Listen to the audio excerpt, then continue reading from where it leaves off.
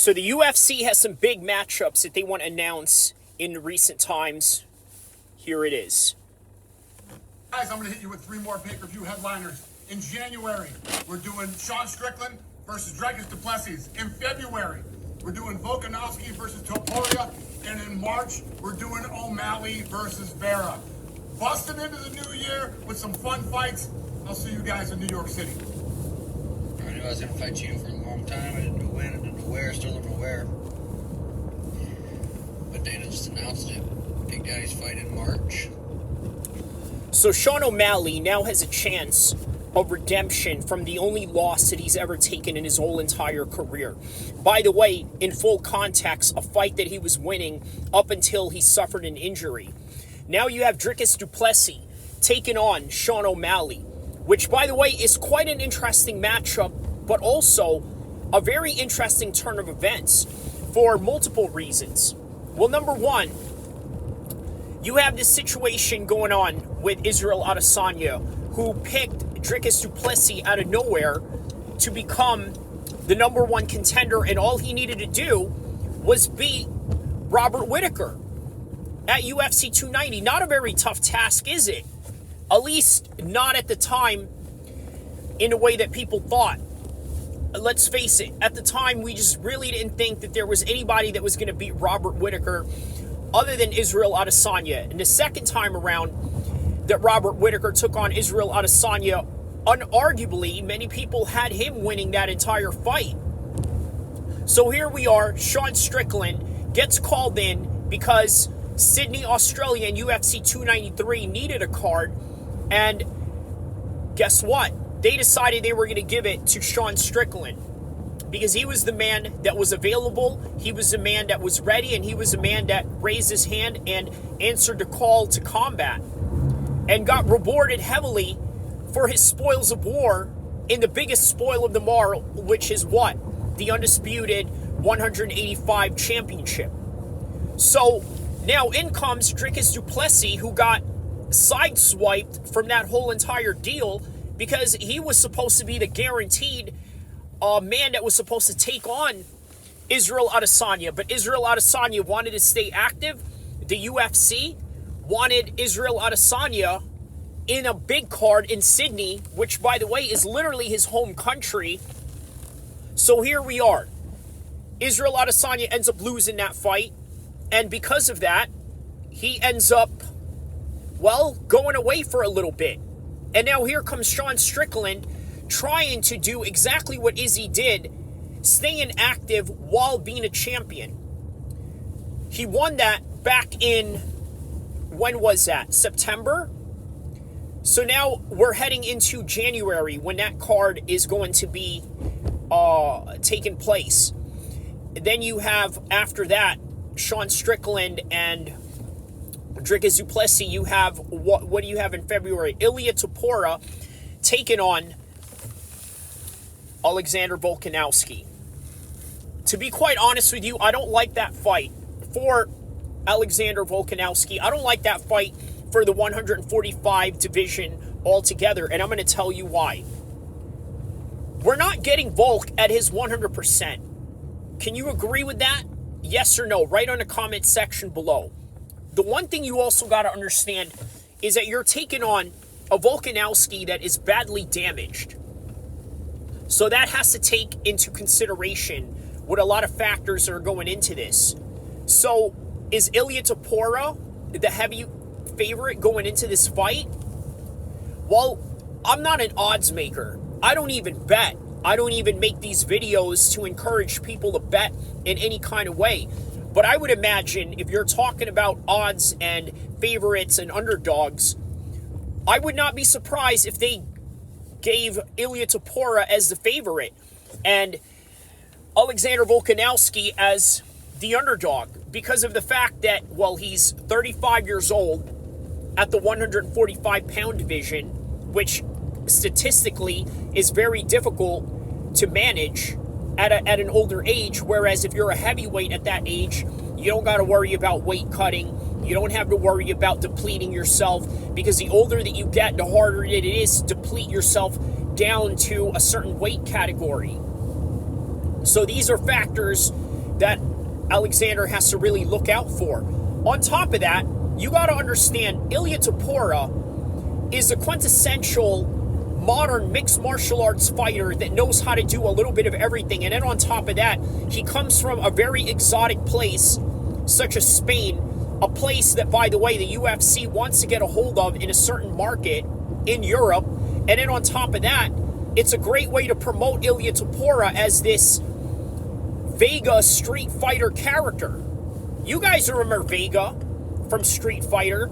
You can easily see how the UFC would market him as that, because if you ever played Street Fighter when you're a kid in the 90s, you realize that one of the biggest goals that Street Fighter was trying to create in their own world is a diverse group of characters and martial artists from around the world. And guess what? You have that with the UFC.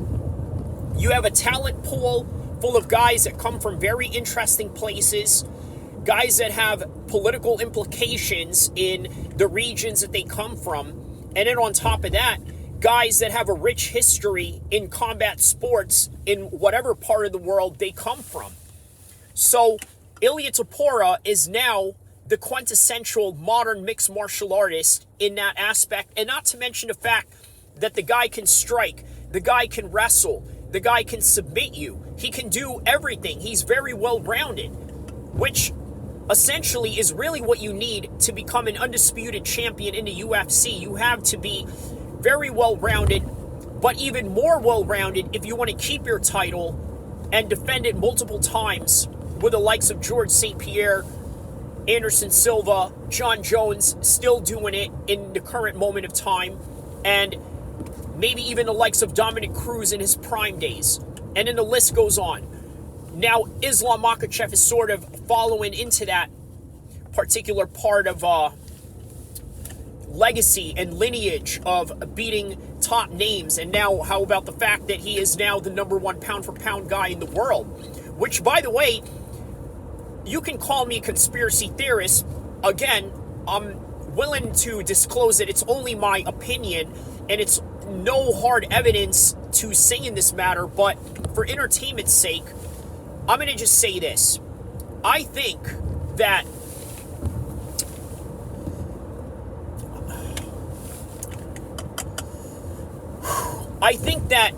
Ilia Topuria and Alexander Volkanovski, the reason why this fight is happening is because of the fact that they are bullying Alexander into this fight. And again, I'm very hesitant to say this because I have no proof. But follow me on this, okay? They take Alexander Volkanovski out of the number one pound-for-pound ranking, and rightfully so, because guess what? He already lost twice to the guy that is currently holding the number one pound-for-pound. Well, I don't know if you call it a title or ranking or whatever, but the number one pound-for-pound guy right now is Islam. And they figured, you know what? How do we get Alexander to fight in a card that we need to fill up, especially with a championship fight that needs to be met in a certain time and date to be determined? So they decided, you know what? We're going to take you out of the number one spot. We're going to put Islam in there, and we're going to motivate you to come back and try to fight for it again. And it's a genius move because guess what? You need to fill in these fights. You're not going to get Conor McGregor anytime soon. Maybe you will in the second part or the second quarter of 2024. But from the announcements that have been made, it doesn't seem like you're going to get him from the winter to springtime. Maybe even the summer, and maybe even the fall, and maybe even the latter stages of 2024 as the year closes on next year or so. So that's a possibility that's the reason why they took him out of the spot. But again, this is the reason why I'm very hesitant to say this, because it's a conspiracy theory. I don't have legitimate proof of the matter at hand, but at the same time, it's not like Islam didn't earn to have the number one spot. And rightfully so, he earned to be the number one pound-for-pound guy, because to be the man, you have to beat the man, and he did exactly that. So now moving on, what is the next fight after that? You have Ilya Topuria versus Alexander Volkanovski, and then you have Chito Vera taking on Sean O'Malley in March.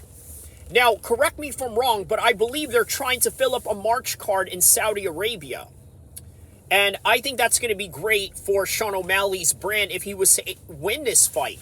Imagine, he wins the card of a Saudi pay-per-view opener. And then lo and behold, he beats the guy that really has a win over him, and it's the only guy that has a win over Sean O'Malley, and avenges it in a great storyline. Or Chito Vera could very well be the dark horse of the 135 division that we've always known him to be, and pulls off a Michael Bisping, Sean Strickland type of performance where he proves that he is the number one guy in that particular spot. So, what else do we have? Obviously, Dricus du Plessis taking on Sean Strickland. That right there, I think it's great for the sport of MMA in a sense of the hardcore space to have that fight. Why? Because we have what you call a higher sense of meritocracy now in the game of MMA. Now, at first, we really didn't think that Dricus du Plessis deserved to even have a Robert Whittaker fight. But of course, we never believe anybody deserves anything until we give them a shot, and then they blow us off the waters with the performance that they pull off, like Francis Ngannou in that boxing match with Tyson Fury. Just to name a few great examples of that matter at hand. So now, you have two guys that have a great forward motion when it comes to fighting, meaning that they don't back down. They're going to march forward. They don't take a back step. You're going to see wars going on in this fight. But in reality, Sean Strickland is the much more crisp boxer, much more technical fighter overall, has a better understanding of his range. And I think all of these attributes that has led Sean Strickland into the championship will only make him better as a defending champion. And by knowing that, he's going to come up with his best A game to take on Dricus du Plessis, who, by the way, is not the most technical guy out there. Okay? In other words, a lot of the technique that he does, it looks ugly, but it works. For example, he was able to take down Robert Whittaker with a headlock. Here you have longtime wrestler, Cuban Olympic wrestler, Yoel Romero taking on Robert Whittaker. Can't even get him down for an entire 5-round fight. And yet here's this South African who doesn't have great wrestling in his country, but has great genetics, great strength, great overall power in order to do what it is that he wants to do and compensate for the mistakes that he makes in the octagon. Which, by the way, really creates an extremely compelling fight. Now, why is that such a compelling fight? Because one guy is highly technical and the other guy is highly unpredictable. And if you really want to count those matters at hand, Sean Strickland is also a very unpredictable fighter. Which means that you don't know what kind of Sean Strickland you're going to get out of this, for better or worse. Meaning that the Sean Strickland that could show up in this fight could be the Sean Strickland that showed up for the Alex Pereira fight. The Sean Strickland that could show up in this fight could very well be the top A-game level prime Sean Strickland that took on Israel Adesanya, probably one of the most dominant 185 champions in the current modern history of the UFC. So there's a lot of great matchups that we can look forward to in these main events that we're talking about. UFC 297, January. UFC 298, February. And then UFC 299 in March. which more than likely will take place in Saudi Arabia because they've already reserved a location for a March card in Saudi Arabia. Then again, I wouldn't be surprised if they decided to take this fight to England in the London O2 Arena. But at the same time, what better way for the Saudis to enter the mixed martial arts realm by hosting Sean O'Malley versus Chito Vera? A very underrated matchup in terms of hype, in terms of storyline, because of the fact that they've already fought each other. And it's the only guy that has ever beaten the current champ right now. So there's a lot of scores to be settled in this particular fight. And it takes place in Saudi Arabia, so you know that the Saudis are going to go all out with their production, their promotion, and not only that, their presentation to the world when they build this card around Chito Vera and Sean O'Malley. Now, with the Dricus du Plessis and Sean Strickland fight, that's going to take place in Toronto, Canada, which is interesting because none of these two guys are Canadians, right? But Canada, in and of itself, is a huge mixed martial arts fan, meaning that they're not like the English where, let's say if you want to build an O2 Arena London UFC card, you got to have British fighters in there. In fact, you got to fill up the entire card with British fighters from the first fight all the way to the main event just for the fans to engage. Now, that's not a knock on them in any kind of way, but I just think that perhaps in generalization sense, maybe the Canadians are much more of a hardcore fan base than, let's say, any other groups out there or any markets that the UFC goes to. So it works to have Sean Strickland and Dricus du Plessis as the main event. They have a great storyline on top of that. Not really, not a great storyline, but you know what? It's great for the meritocracy of MMA because guess what? They were really going to take Dricus du Plessis out of this 185 deal. Guess who was supposed to be in there? Khamzat Chimaev. Now, for one reason or another, they just didn't want to do this fight. They felt that Dricus was the more formidable opponent, and maybe because of the injuries that Khamzat Chimaev is currently facing at the current moment of time. So I think that kind of plays a huge factor into this whole entire deal. Because if, obviously, it affected his performance going in there with Kamaru Usman, right or wrong, right? Because everybody was criticizing Khamzat Chimaev, who basically is the Tyson Fury in this situation. And by the way, check out the video that I made, Tyson Fury and Khamzat Chimaev, expectations of greatness, right? Because they were expecting that Khamzat Chimaev, the new prospect, upcoming star, was going to blow this former champion out the waters in a new weight class that he was trying to experiment in. In reality, a weight class both of them were experimenting in the world stage championship levels of the UFC. So, he's out. So in comes Dricus. But they were really going to take Dricus out of that fight when many people out there truly believe that it was Dricus who deserved that title fight. But then at the same time, it kind of ruined a storyline that he had going on with Izzy. Because now you ask yourself, what does all that even mean? Izzy going into cage after he beat Robert Whittaker, dropping the N-bomb at him, making these crazy assumptions about Dricus du Plessis, saying that he's a racist, or at least playing the race card into it, which, by the way, really does build a fight in a very controversial way, but in a great way to put eyeballs in the world of the casuals that you want to attract to watch this sport on a random Saturday night. But now all of that is gone because of Sean Strickland.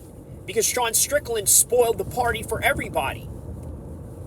So now we have to really accept the fact that Sean Strickland is here to stay.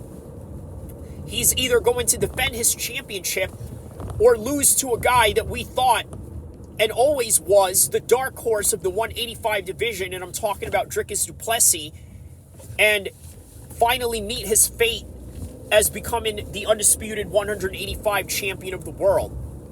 So those are some of the things that we can look forward to in that matchup. But once again, going back to the Ilia Topuria-Alexander fight, I really don't rate this fight for Alexander Volkanovski. Everything is going against his favor. Everything is just going against him in a tide of just bad luck of going into this fight with Islam. Yes, getting paid, by the way, getting paid a great amount of money in order to step in there for Charles Oliveira,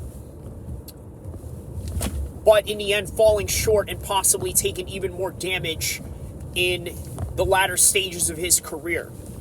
And in comes Ilia Topuria, undefeated, 145 champion, at least for now contender, future champion potential in Ilia Topuria, and with a great market that's in front of him. Now, going back to that conspiracy that I was just talking about earlier, I would not be surprised if the UFC would prefer Ilia Topuria to win. Now, obviously, I'm just speaking out of speculation, right? Because the way that the UFC ethos goes about things, it is like, you know what? We're going to let the best fight the best, and we're not going to try to control any of the outcomes, regardless of any of the conspiracy theories out there with bad judging or perhaps mismatch type of scenarios of squash matches that they put on, like with Khamzat Chimaev and Kevin Holland, and maybe even the likes of Tony Ferguson possibly taking on somebody that was just way more advanced than what he can handle in his current state as, let's say, an older fighter at 155. So a lot of these things to really take into consideration, right? Because, again, Ilia Topuria has a market behind him that the UFC wants to take advantage of. So it should not be really anybody's surprise to find out that the UFC would rather have Ilia Topuria win. But obviously, the way that the UFC ethos goes about things, they want to tell you that, nah, it's not about the guy that we want to win or who is more marketable. It's about the best fighting the best, and the guy beating the guy to go on and advance the guy that deserves it. In this case, Sean Strickland upsetting Israel Adesanya and now fighting the true number one contender in the first place, which is Dricus du Plessis. The wonderful aspect of meritocracy in mixed martial arts that sometimes is not the way that it is, or sometimes they make it seem like it is a place of meritocracy and guys getting what they deserve, but sometimes it's just really all about who is the most marketable guy that we're going to put in a headline, or a combination of all of those things mixed into what is the right decision at the right time, meaning that right now, is it the right time to put on Dricus du Plessis because he's the true number one contender? Yes, and that's only because Khamzat is injured. But is Khamzat really deserving of the 185 championship strap opportunity when he never really took on a true 185 contender? And Gerald Meerschaert doesn't count. And none of those other guys in his early preliminary stages of his UFC career really count in terms of high championship caliber contenders. Paulo Costa, a win over him would have absolutely solidified that, no doubt. But he got a win over Kamaru Usman, who, yes, is a former champion, but at the same time, a guy that truly is just starting out in a new division, just like Khamzat. And then you're going to give him a title shot based on that? So I can understand why a lot of people would have a problem with that. But then again, sometimes the UFC is a meritocracy. And sometimes the UFC is nothing more than an entertainment company where they're going to give the biggest names the best opportunities that's going to give them the most top revenue income that they can possibly make. And all decisions pointing out to those bases. So, this is what we have right now. True meritocracy at its best with Dricus du Plessis and Sean Strickland. And who knows, maybe out of this fight, you can build stars out of it.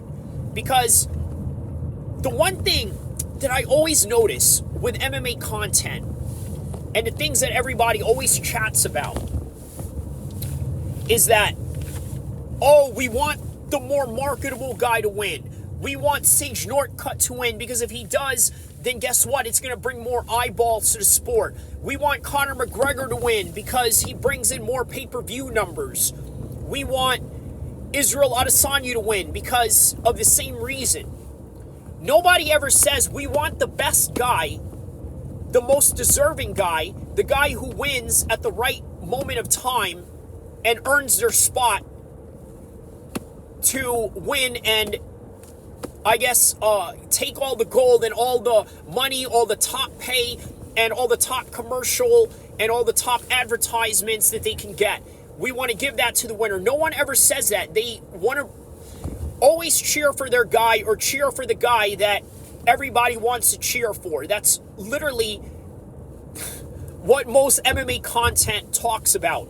Oh, it would be more marketable if this guy wins. Nobody ever says, well, why don't we just have the most deserving guy take all the gold?